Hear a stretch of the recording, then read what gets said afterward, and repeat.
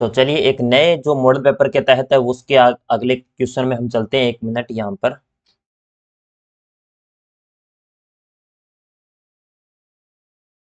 जब तक क्लास सभी लाइक और शेयर जरूर कर देना बेटा, जो भी स्टूडेंट पहली बार जुड़े हैं वो भी कर देना, ठीक है। तो चलो पहला क्वेश्चन, गणेश्वर पुरातात्विक स्थल राजस्थान की किस नदी के किनारे स्थित है? चंबल, गग्गर, कांतले या बनास? यानी जो गणेश्वर पुरातात्विक स्थल है वो किस नदी के किनारे है? तो गणेश्वर पुरातात्विक स्थल आपका हो जाएगा दोस्तों कांतली नदी के किनारे।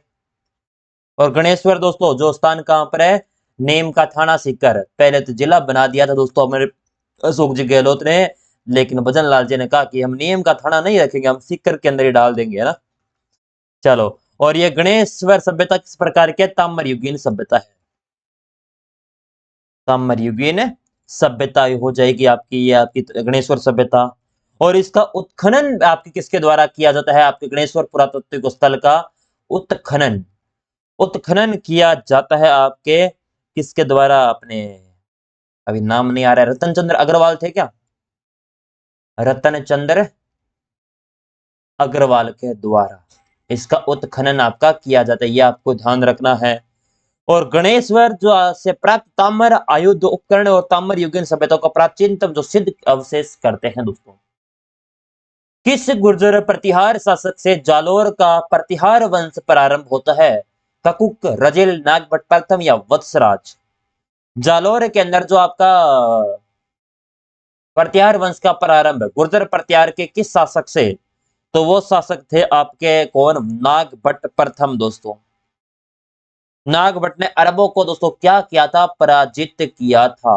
अरबों को क्या किया था? पराजित।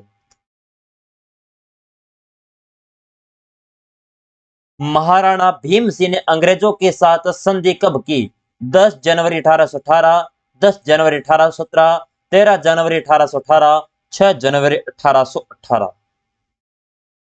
जो अपने महाराणा भीम से उन्होंने 13 जनवरी 1818 को क्या करते हैं? भीम सिंह अपने अंग्रेजों के साथ संधि करते हैं। और इस संधि के तहत दोस्तों मेवाड़ का जो भार है वो अंग्रेज कंपनियों के हाथों में सौंप दिया गया था, और बदले में मेवाड़ को एक निश्चित राशि का खैराज के रूप में दोस्तों प्राप्त होती है, याद रखेगा। और वो शासक भीम सिंह थे मेवाड़ के। चित्तौड़ के तीसरे साके में महिलाओं ने किसके नेतृत्व में जोहर किया? चित्तौड़गढ़ का तीसरा साका होता है 1568 के अंदर। आक्रमणकारी कौन था? अकबर। अकबर के द्वारा आक्रमण किया जाता है, और इसमें जोहर किया था दोस्तों किसके द्वारा? फूल कंवर के द्वारा। फूल कंवर है ये इसके अंदर जोहर करती है, याद रखना है। अब चित्तौड़गढ़ का तीसरा शाखा तो आपको याद है, प्रथम भी याद होना चाहिए। जो चित्तौड़गढ़ का प्रथम शाखा होता है 1303 ईस्वी को, इसमें जोहर होता है पद्मनी के द्वारा। पद्मनी है ना, इसके द्वारा जोहर किया जाता है, याद रखिएगा पद्मनी। और आक्रमण किसका था? एक के अलाउद्दीन खिलजी का।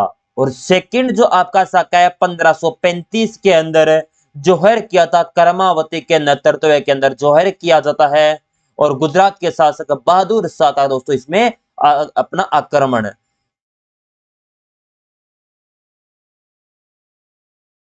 रणथंभौर का शाखा कब होता है? रणथंभौर का शाखा 1301 में बेटा, कंफ्यूज होते हो ना। रणथंभौर का शाखा होता है 1301 के अंदर, जिसके अंदर रंग देवी के नेतृत्व में दोस्तों आपका जोहर किया जाता है। अलाउद्दीन खिलजी का आक्रमण था तभी। जोधपुर के किस शासक के साथ महाराणा भीम सिंह की पुत्री कृष्ण कुमारी की सगाई हुई थी? भीम सिंह, मानसी, तक्षी या विजय सिंह?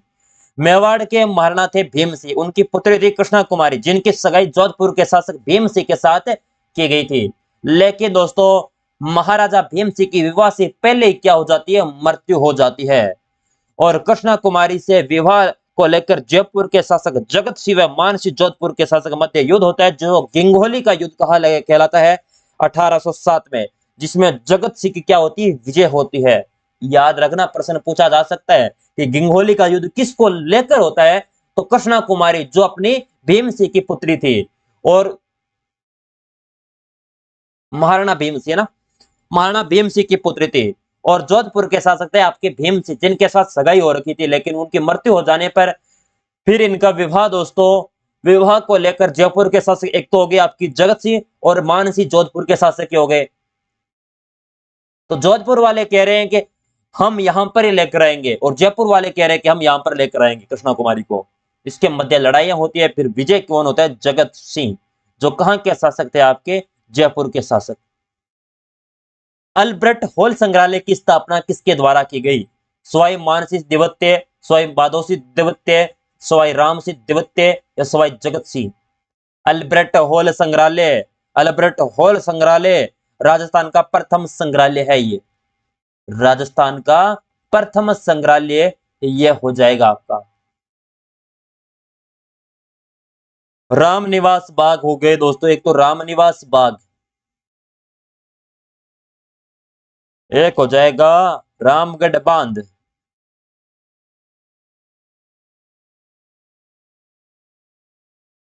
रामगढ़ बांध, और एक राम प्रकाश थिएटर।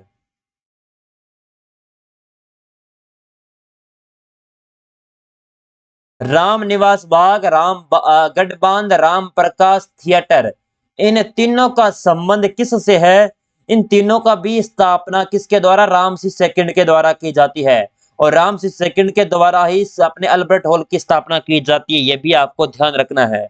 और जयपुर में प्रिंस अल्बर्ट के आगमन पर दोस्तों, किसके? प्रिंस अल्बर्ट के आगमन पर दोस्तों इसकी स्थापना की जाती है जयपुर के अंदर। नसीराबाद में 1857 ईस्वी क्रांति का नेतृत्व किसने किया था?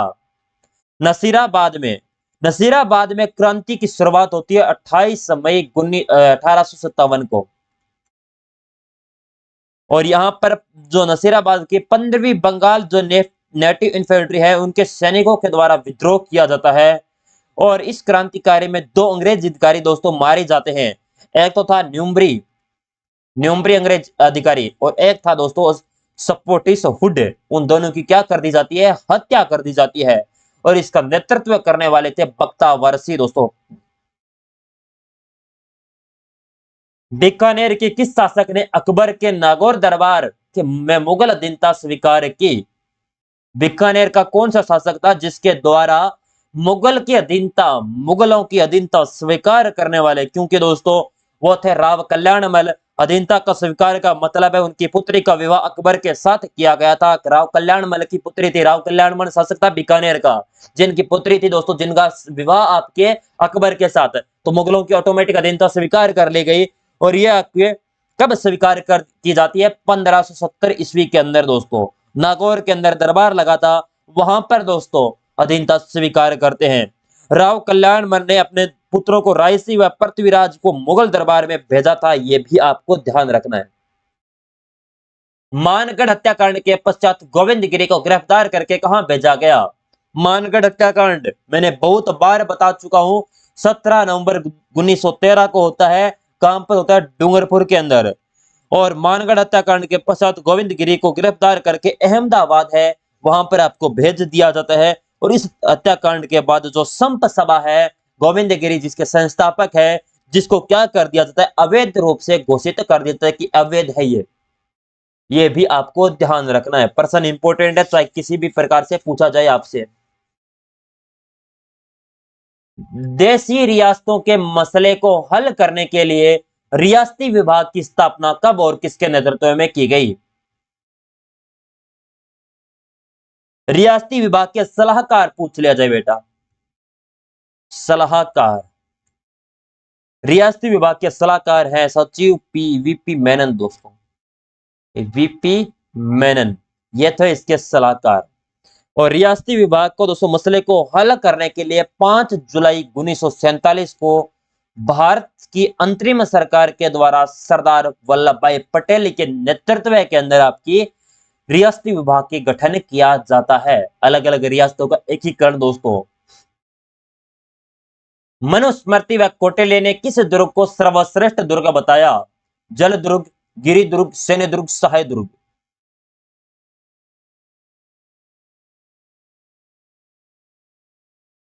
शुक्र नीति के अनुसार पूछ लिया जाए कौन सा है?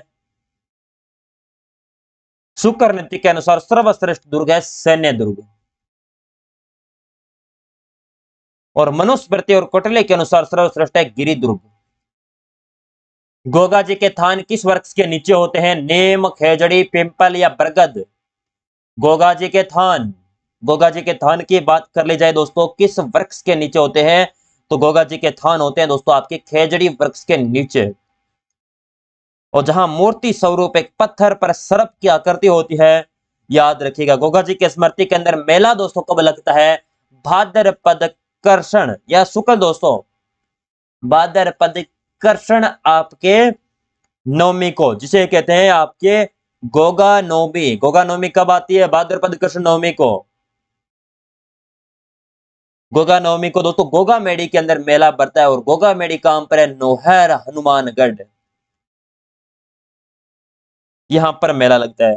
अपने गोगा जी का जन्म दोस्तों कहां पर होता है? ददरेवा चूरू, ददरेवा चूरू।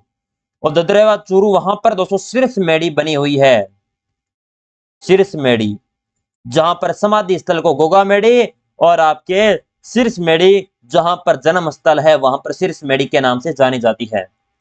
दादू पंत के सत्संग स्थल कहलाते हैं अलक, दरिबा, खालसा, उत्तराधि, स्तनधारी या पर्वत? जो दादू पंत के सत्संग स्थल है वो क्या कहलाते हैं? राजस्थान के कबीर, दादू दयाल जी हैं क्या? दादू दयाल जी दोस्तों राजस्थान के कबीर के नाम से प्रसिद्ध है, और दादू संप्रदाय की स्थापना भी दादू दयाल के द्वारा की जाती है। दादू संप्रदाय की स्थापना दादू दयाल के द्वारा।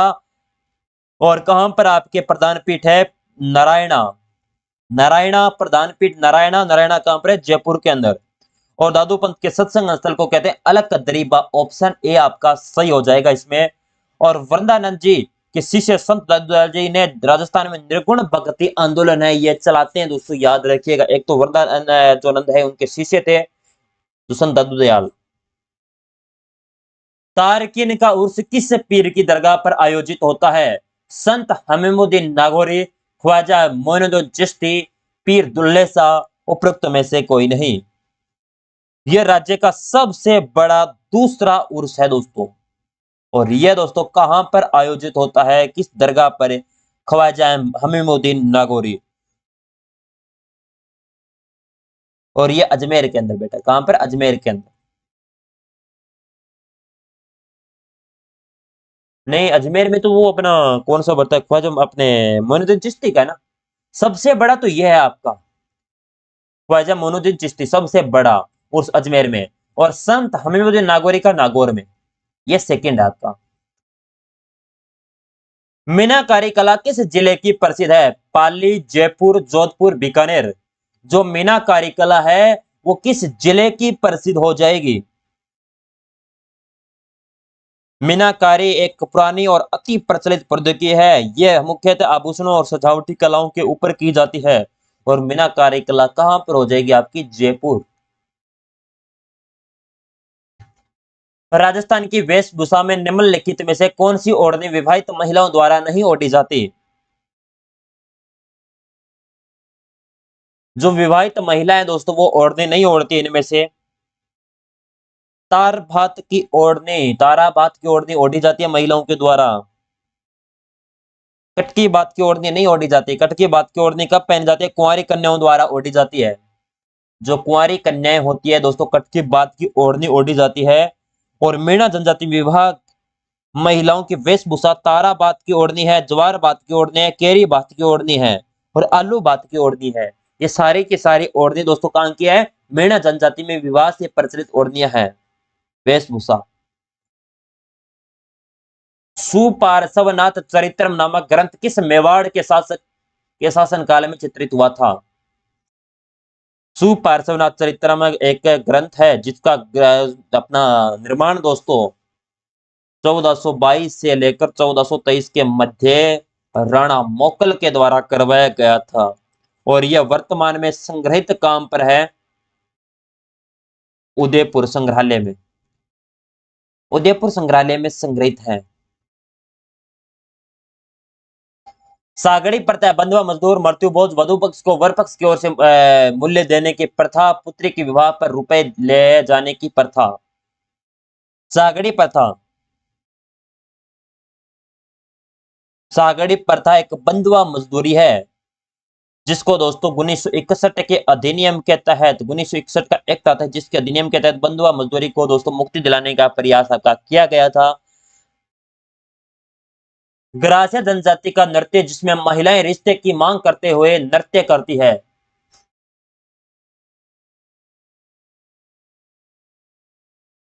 वो है लूर नृत्य आपका, जो लूर गोत्र के महिलाओं द्वारा किया जाता है और इस महिलाएं अपने रिश्ते की मांग करती है और नृत्य करती है।